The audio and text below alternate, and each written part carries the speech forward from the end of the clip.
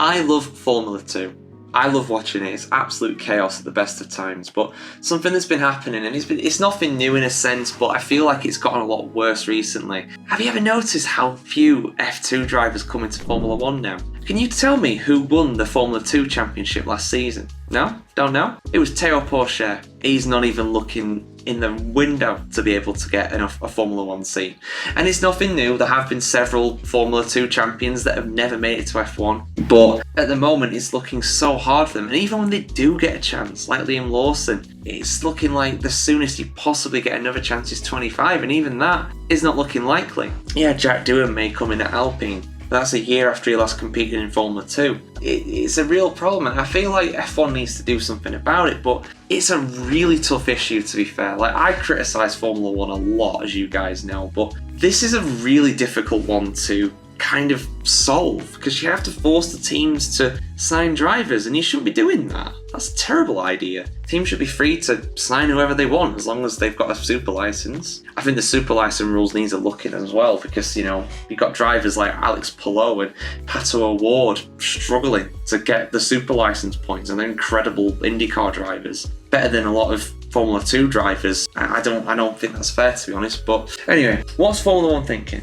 Well, there's a full article on the F1Chronicle.com going into far more detail than I can during this video, but I'll read out a bit of it now. So F1 is considering how to open up more opportunities for rookie drivers, according to mounting reports. The Gazzetta dello Sport in Italy claims that the most recent F1 Commission meeting had a proposal for a wildcard system forcing teams to field a rookie in Grand Prix at least once or twice a season. No, that's never going to stick.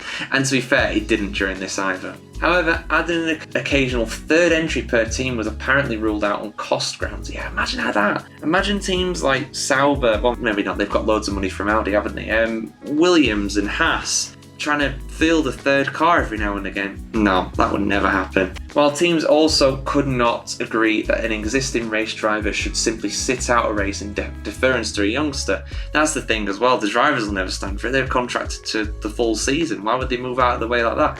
I imagine they're not particularly happy about them giving up even practice sessions, but entire race weekends, no chance. Another proposal still on the table is a one-off F1 sprint only for rookies or inexperienced drivers, perhaps to take place in Abu Dhabi following the season finale. Interesting. Okay. That could maybe draw up some interest. I mean, there's already the young drivers test though after Abu Dhabi at the end of the season, so would a race change things? Maybe, possibly. I mean, they're in the shop window anyway because they've got, they're in Formula 2, which takes place at the same circuits as Formula 1, so it's not like it's a far-off series where no one's really watching. A lot of the F1 drivers watch Formula 3 and Formula 2 to pick up tips before they go out for the Grand Prix or qualifying. But either of those initiatives would be music to the ears of some of the most forgotten promising young drivers, like 2023 F2 runner-up Fred Vesti, who is now a low-profile simulator driver for Mercedes. A bit harsh, but kinda, yeah, unfortunately. I mean, he's behind even Mick Schumacher in that pecking order, really, at Mercedes.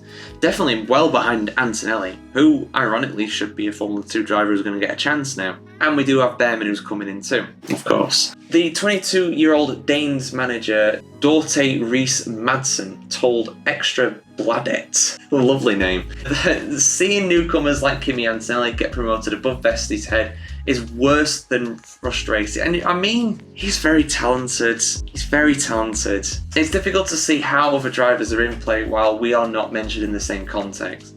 We constantly receive inquiries from elsewhere, but when we only want to be in Formula 1, the joy is not the same as getting calls from Japan, the USA or elsewhere. In reality, all it would take is a copy-paste of Liam Lawson or Ollie Behrman so that he would get an opportunity for a race weekend or two. I have heard a lot of talk about people wanting to put young drivers in the sprint races, but this has been pushed to the corner. But there's still something about this that is being more than free practice for the drivers for next year. It's tough. It's always been tough. I think part of the problem is that there's relatively few seats on the grid. I mean, there's 20 cars now, which is roughly what it's been for most of the last 25 years. We had 24 between 2010 and 2012. We had 22 in the early 2000s as well, before Arrows went. I think part of the problem is that there's not as many Formula One seats, but we've seen it before, and I think things might be different now. We've seen it before way back in the day when you had things like pre-qualifying, that the Formula One grid was massive back then, but the quality overall was not as good. There were some incredible drivers back then, of course, unbelievable champions,